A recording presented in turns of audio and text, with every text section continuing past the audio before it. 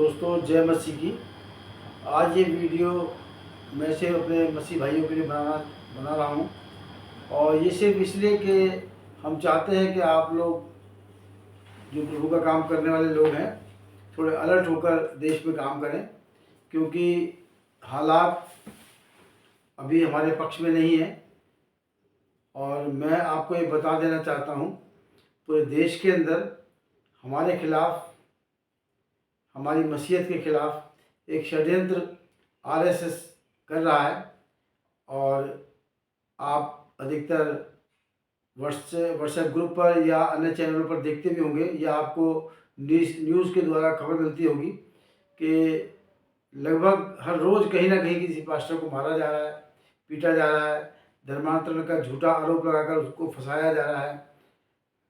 तो इस विषय में मैं आज आपसे बात करना चाहता हूँ और आपको बता देना चाहता हूँ कि आप लोग आज के इस भारत में थोड़ा संभल कर काम करें, अपने कार्य को आगे बढ़ाएं। और देखिए, आर्टिकल 25 तो हमें पूरा अधिकार देता है, हमारा ये संवैधानिक अधिकार है कि हम अपने धर्म को प्रचार प्रसार कर सकते हैं, हम अपनी इबादत कर सकते हैं, हम अपने चर्च के लिए कहीं भी ज़मीन लेकर एक चर्च खड़ा कर सकते हैं। मगर आज ठीक इसका उल्टा हो रहा है। आज हालात ये है कि आज आप अपने घर में भी आराधना इबादत नहीं कर सकते। आस पड़ोस के लोग और कुछ अगर आपके बारे में कंप्लेंट करते हैं तो उसी वक्त फ़ौरन पुलिस आ जाती है और आपको पकड़ कर ले जाती है। और वो आसपास के लोग जो आप ही के गांव के, आप ही के शहर के, आप ही के कस्बे के लोग होते हैं, वो आप पर धर्मांतरण का आरोप लगाते हैं। तो मेरा आप लोगों से यही कहना है कि आज के भारत में जो हमारे संवैधानिक अधिकार है, एक तरीके से वो हमसे छीने जा रहे हैं, छीन लिए गए हैं। और इस देश में अब लुका छुपी जो है मनुस्मृति लागू हो चुकी है। और मैं सिर्फ आपको ये कहना चाहता हूँ और आपके समक्ष इसलिए आया हूँ कि आप लोग थोड़ा संभल कर कार्य करें। देखिए, ईसाई धर्म हो या कोई भी अन्य धर्म हो, वो कभी ख़त्म नहीं हो सकता। और हमें यहाँ पर किसी से कोई दुश्मनी भी नहीं है, ना हम किसी को कम आंकते हैं, ना किसी को हम गलत कहते हैं, और ना किसी धर्म के बारे में हमारा कोई अधिकार बनता है कि हम किसी धर्म को गलत कहें। सबकी अपनी अपनी सोच है, विचार है, अपनी पूजा पद्धति है, और सबको स्वतंत्रता है, कोई किसी भी धर्म को मान सकता है। मगर आज भारत के अंदर, खासकर मैं भारत का नाम लेना चाहता हूँ कि यहाँ पर अब आपको धर्म की स्वतंत्रता नहीं रही है, क्योंकि ये देश हिंदू राष्ट्र की ओर बढ़ रहा है और लगभग ये मानो कि बन ही चुका है, मनुस्मृति भी लागू हो चुकी है। और अब जो आरएसएस का एजेंडा था कि पहले ईसाई फिर कसाई, इस पे जो है काम पूरा चल रहा है। और उनको ये पता है कि ईसाई पादरी या ईसाई पास्टर किसी कस्बे, शहर या गांव में जाएगा तो हजारों सौयों के मन परिवर्तन कर देगा। तो इसलिए उनको ये डर है कि आप ऐसे कार्य ना करें जिससे लोग सच्चाई की ओर जाएं। और रही बात कसाई की, तो उनको पता है कि वो तो एक पॉपुलेशन बढ़ाने वाले हमारे भाई लोग हैं, हमारे अपने लोग हैं, इस देश के वासी हैं। बस उनको तो वो रोक लेंगे कुछ भी एक बिल लाकर। जैसे हमारे ऊपर उन्होंने एक बिल थोप दिया है धर्मांतरण का, लगभग 13-14 राज्य में वो पास तो हो चुका है, लागू नहीं हुआ, मगर कुछ समय बाद वो 2024 के बाद मैं आपको विश्वास दिलाता हूँ कि अगर हमारे यही हालात रहे, हम लोग एकजुट नहीं हुए और हम इन सब चीज़ों के खिलाफ सड़कों पर ना उतरे, तो ये जो धर्मांतरण बिल है ये लागू भी हो जाएगा। अभी 14-15 राज्यों में उसको पास कर दिया गया है और आने वाले कुछ सालों में और भी राज्यों में पास कर दिया जाएगा। उसके बाद फिर कोर्ट पे जाके ये कहा जाएगा कि ये पूरे देश की आवाज़ है और इसको कोर्ट भी मानेगी और इसको वो लागू भी करेगी। तो मेरा आप लोगों से ये कहना है कि आप लोग समय रहते सचेत हो जाइए, समझिए। मैं खासकर अपने मसीह भाइयों से ये कहना चाहता हूँ, आप नींद में से बाहर आओ, जागो और जगाओ। शायद आपको पता है कि देश के अंदर जैसे अभी मेवात में, हरियाणा में हुआ है, उधर मणिपुर में आपने देखा ईसाई मारे गए हैं।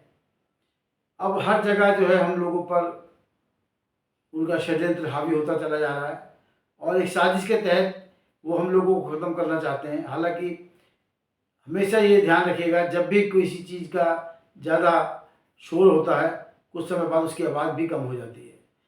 तो ये हम सब जानते हैं और मैं किसी धर्म विशेष के ऊपर टिप्पणी नहीं करना चाहता। मैं इतना ज़रूर कहूँगा कि आप लोग समय रहते जागिए, अपने लोगों को जगाएं और जिस प्रकार की घटनाएं देश में हो रही हैं इनको रोकने के लिए अपने मसीह संगठनों का साथ दें, क्योंकि समय पर यही लोग आपके काम आएंगे, यही लोग सड़कों पर उतरेंगे, यही लोग आपकी आवाज़ बनेंगे। मसीह संगठन कोई भी हो, हमें उससे कोई भी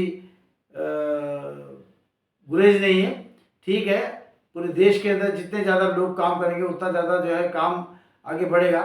मगर मेरा ये कहना है कि पूरी मेहनत, पूरी शिद्दत, पूरी ईमानदारी के साथ अपने समाज के लिए लड़िए, उनका सौदा मत कीजिए। जैसा कि आप जानते हैं बहुत सारे हमारे मसीह भाई लोग आज ऐसे दलों में हैं जिनका हम पर आज राजनीतिक साजिश के तहत हमारा दमन किया जा रहा है, हमारे लोगों को जेलों में ठूसा जा रहा है और वही हमारे लोग उन दलों में आज बैठकर उनसे मोल भाव कर रहे हैं। मेरा आपको ये कहना है, ऐसे लोगों से सतर्क रहें, मसीह संगठनों का साथ दें, मसीह भाईचारा बढ़ाएं। और हम सिर्फ अकेले इस देश में नहीं हैं, हमारे साथ इस देश का एससी भी है, एसटी भी है, ओबीसी भी है। हम सबको प्रताड़ित किया जा रहा है। तो मेरा आप लोगों से अनुरोध है कि आप पूरे देश के सभी लोगों के साथ मिलकर चलें, सभी समाज के लोगों से मिलकर चलें। और मैं आपको एक बात और कहूँगा, एक कमी जो मुझे नज़र आती है हमारे मसीह कौम के अंदर, हमें पढ़ने की आदत नहीं है। हम बाइबल पढ़ते हैं, इसके अलावा अपने देश के इतिहास को इतना नहीं जानते। और जो हमारे आइकॉन्स रहे हैं या जिन्होंने आज हमें इस देश में एक हमें इज्जत दी है, हमारे हकूक़ों के लिए एक संविधान निर्माता जिनको कहा जाता है डॉक्टर भीमराव अम्बेडकर, उनको हम नहीं पढ़ते, पेरियर को हम नहीं पढ़ते, फुले को हम नहीं पढ़ते। ऐसे बहुत सारे लोग हैं, जब तक हम इन लोगों को नहीं पढ़ेंगे हमें पता नहीं लगेगा कि हम लोग कहाँ पर हैं। और मेरा आपसे एक अनुरोध और भी है हमारे पासवानों से, और ख़ासकर मैं उन लोगों से एक दरख्वास्त करूँगा जो आज अपोस्टल हैं, प्रॉफिट हैं।